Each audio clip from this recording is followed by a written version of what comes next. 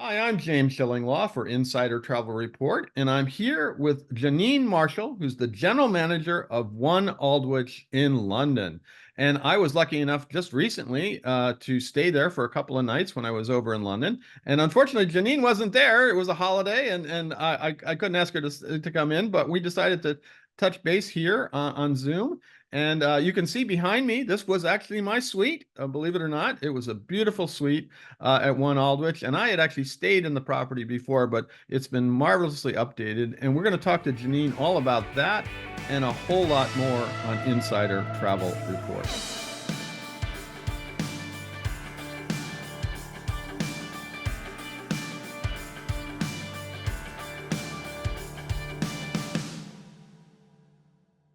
Now, first of all, Janine, great to meet you. Sorry we didn't get together when I was in London there. The pleasure is all mine, James. Thank you so much. I am truly sorry that I missed you, but the team told me all about your stay. So it's lovely to connect, although virtually. Okay, and we'll meet up in person at some point soon. Let's talk a little bit about the history of the hotel. And as I said, I was there when it first opened, not when it first opened, but it was about 10 years ago. And then it recently was pretty much renovated again, right? Yes, that's right. The hotel is a historic and magnificent building amongst many others that London has. It was built in 1905 to be the Morning Post, Right. and a private family acquired the freehold of the building in 1996 or thereabouts, Okay. and created the luxury hotel that it is today. And then actually you have homage, you pay homage throughout the hotel to that as a journalist, I appreciated this because you're talking, it was the Morning Post. It was the place where they published and where all the reporters were. It's right central. You're not too far from Covent Garden, and it really was a central place. So I really enjoyed the ambiance of that. Oh, thank you. A magnificent architects, David and Muse, Edwardian Parisian, the same architects as the Ritz in Paris and Okay. London. When the hotel opened, it was quite iconic because it was contemporary luxury and it was one of the first luxury hotels in this specific location. Mhm. Very brave and bold for at the time when the hotel opened. And then fast forward on, the hotel had not been renovated at all since it opened, Right. and it was so thoughtfully designed at the time. Agents, clients came and right up to prior renovation asked us, why are you renovating? The hotel is really beautiful. Yeah. But as you know, design changes and things became out of date. We closed, we renovated in 2019, James. We opened 6 months pre-pandemic. Oh no. Yeah. So you should have waited a little longer, right? No, and like everyone else, we opened and closed, and so on and so forth until finally we're there. A lot of the news of the hotel's renovation was overshadowed for all the right reasons, as we know. Nevertheless, here we are today. The brief was to be residential, to feel very elegant and luxurious. It's a British interior designer. Uh, Paying homage to the history that you described. He took inspiration from the Parisian side of the building, hence why the moldings you would have spotted in the guest bedrooms. Mhm. Uh, I'm sure you'll agree it doesn't feel like a typical hotel room. It feels like your home or a luxury apartment. Yeah, as you can see from behind me, it definitely is a luxury apartment. It was a gorgeous suite, and I've been in other suites. We toured other suites, and it is an amazing property. We're thrilled. Clearly biased, of course we are. I enter the rooms very regularly, and it always surprises me. I never enter not looking at it thinking, gosh, it's beautiful. Robert Angel has done an extraordinary Mhm. job. The location, sorry, James, it's perfect. We call it, we're in the heartbeat of London. It's where the Right. east meets the west. We have all of the theatres, almost all of the theatre, shall I say, 15 minutes walk. We're right opposite the Opera House. Right. You have views of the River Thames from our bedroom stock. We have Somerset House across the road. Okay. For clients that like to explore, we have world-class shopping, and the brands have come to Covent Garden. It's changed. The No, location. Covent Garden is very different. It's incredible theater district, as you mentioned. It really is historic all the way through. It's really such a wonderful central part. In fact, you talk about theaters. You can actually walk outside, and there's theaters right across the street from both sides, if I recall. It's pretty crazy. Yes, absolutely. When you're in Indigo, our restaurant on the mezzanine, one of the things I adore the most is you can simply watch The Lion King and you have it sort of in the background. I don't know if you remember, and you've got Mamma Mia on the other side. So Yeah. for theatre, it's the perfect location. Shopping, you can enjoy high end, but equally, if you get lost along the road, you can do boutique shopping. Yeah. The arts, really truly pedestrianized to enjoy of what London offers. It literally is. And I was walking up, I went to the market in Covent Garden, and there's tons of shops there and tons of restaurants. We talk, there's, anything you want. You have a great restaurant, but there's all the kind of dining opportunities all around. Now, tell me a little bit about who owns the property now, and are you part of any hotel groups or, networks or something like that? James, I'm quite sure this is not something that you hear very often, but we are truly independent. Mm, I'm not even sure, if I'm honest, there must be less than a handful left in yeah. London, particularly. It's all large brands, as you know. It's a British family who privately owns the hotel. They have always owned it since they acquired it in 1996. And we continue to operate completely independently, free of any chains. It's quite unusual and unique in many ways. But you are part of, I can't remember it's leading or preferred, but you're one of those, right? No, You're neither. not. Oh, you're really independent.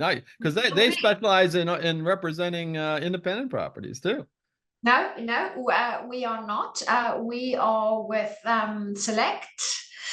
Oh, that's yeah, the select hotels. Yeah, that we were talking earlier about that. We were talking about earlier, and of course Signature, but other than that, no, we don't have a representation company. Okay, so you are with Internova and you're with Signature, but you don't do the preferred or leading, which is great. You get a lot of exposure with the consortia as well. Now let's talk a little bit about we started with looking at my suite in the back, but how many keys do you have total, and how many are rooms and suites? It seems to me there you have a lot of suites, but tell us a little bit about that. Not enough. We always say small enough to excite and large enough to delight. Mm-hmm. We have 100. Out of the 100, we have 16 suites. Then we have a section of deluxe, and then of course our superior categories. It's a small boutique hotel. No, Not it enough is. suites, if I'm honest, James. If I could create double that amount, I would, but the building didn't allow us that privilege. Well, I was getting lost in my suite, so maybe you should split that one up because it is amazing how large. I mean, we're just looking at the kind of living area.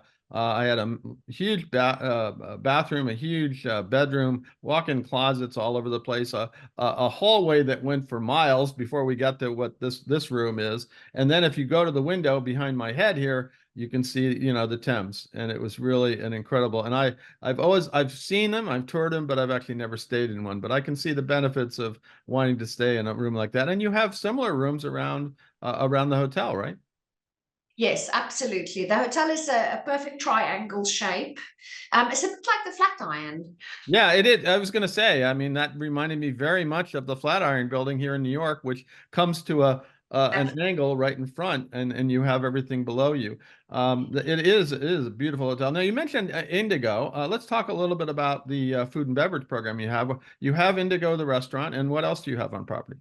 Yes, we have the hotel lobby bar, which is on the ground floor. Right. Different in the sense that most hotels, when you enter, you walk into a reception area. Our hotel naturally leads you to pass the lobby bar to the reception, which creates quite an atmosphere. The lobby bar has signature cocktails, Yeah.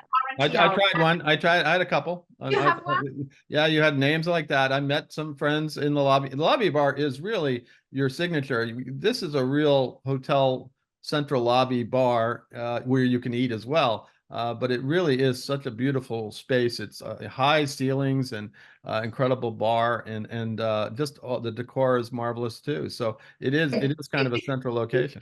James, which cocktail did you have? Do you I remember? can't. I wish Uh, I could tell you. I got to go back and look at the menu, but it really was.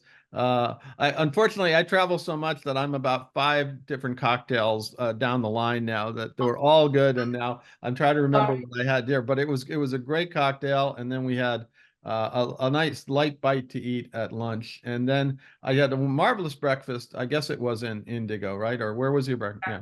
That's right. Yeah, now the hotel has a wide art collection and the team are very creative. They recently launched the gallery menu. That's why I'm teasing you about the Okay. cocktail, Okay. which is connected to the hotel's art. The lobby bar is the heartbeat of the hotel. It's a lovely space. Indigo, we've discussed. We also have an afternoon tea.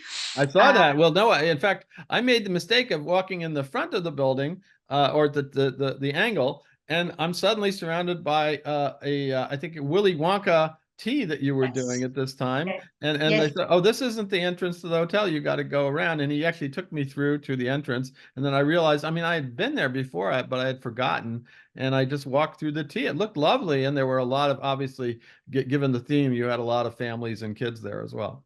yes, exactly. It's the Charlie and the we are the official partner of Charlie and the Chocolate Factory, and we do the tea down there. It has its own entrance, as you already rightly said. It never fails me, James, when I visit your market and call on the trade. I most frequently have the very first question: do you still serve the Willy Wonka afternoon? Big demand. I can understand. There seemed it was very popular. I didn't get a chance to do it. I was really a little kind of bummed. If I, and I'm a big kid at heart. I would have loved that. I read Willy Wonka. Rightly said, that is in its own space. It's for the families. It can get busy Yeah. uh, if you don't want to be part of all of that chocolate and cotton candy mania. No, that's it. Now, what other facilities do you have? I think you had a small spa. I'm trying to remember. I went down there and took a look. We're a small resort. We have a spa. We offer treatments. We have a chlorine-free swimming pool, 20 meters. I met We now. also I'm well now, and oh yeah, that was gorgeous. And considering the size of the hotel, I was a bit shocked. people don't expect that. In that very basement is where the big press machines was. Ah, they have another use that we didn't know years ago. Put in Quite the swimming pool, right? quite right. Yes, so we've Indigo lobby bar. We've got the afternoon tea exclusively downstairs, chlorine-free pool, a cinema, and of course we've got a couple of private meeting rooms and the residence library. Of course, forgive me. Right, We right. about 7 years ago, it used to be a coffee shop on one of the corners of the triangular building. And we always felt that the lobby bar get busier in the evenings, and guests wanted a quiet space. We asked our guests, we listened to our guests, and we created the residence lounge. I'm not sure if you went in there. I didn't get a chance there because I think it was something was there was somebody in it at that point, but that's okay. I'll have to come back. But It's the actually my yeah, favorite spot in the hotel. yeah, It's very it's really quiet, nice, and beautiful, and you can just watch London go by. that's amazing, and really, that's what I enjoyed most about the whole hotel because you have views of London all over the place. Now, the other thing you have is you have some pretty unique programming for guests, and I took advantage of that. I had a very educated young man who gave me a tour of the neighborhood, and you have other experiences like that. But tell me a little bit about those kind of programming that you have for guests. Of course. Um, like many others, lockdown, we sat down to create and brainstorm what we could do that's special for our guests. So we came up with a curator program, and it's a collection of like-minded people to us and in our culture and the lens that we use every day. And they provide an experience that's perhaps a little bit off the beaten track and different to the mainstream. The gentleman that you referred to as a historian, Matthew Green, Yeah, he was he's great. He was amazing, and he's actually written books. So I was like, and I now have one that I was telling you earlier. I'm going to have to read amazing exactly. books about the whole region, and he kind of delves into the whole origins and what people did, and tries to give you a picture of life around that neighborhood when it maybe several hundred years ago, right? That's something that a guest would not typically come across or experience quite in the same way as what they do with Matthew. Historian, he's captivating, he's extraordinary. Like all of them, it's a pleasure to work with him. He has another tour he was telling me about where he can take me around a pub and tell me about the pub. So I think we got a date to do that next time.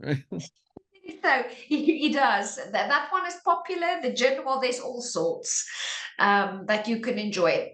Point being, I suppose, if that is what appeals to you, he will do that. He can equally tailor it to somebody that's interested in coffee or gin or just the history of the area, a true expert in his field. And you also have ones involving art, I think, and other things like That's it. that. Yes, we do. We have Victoria Brokes. We have Charles Burns, who's a silhouette artist. He does silhouettes. So he did of the late Queen in 20 seconds. Incredibly talented.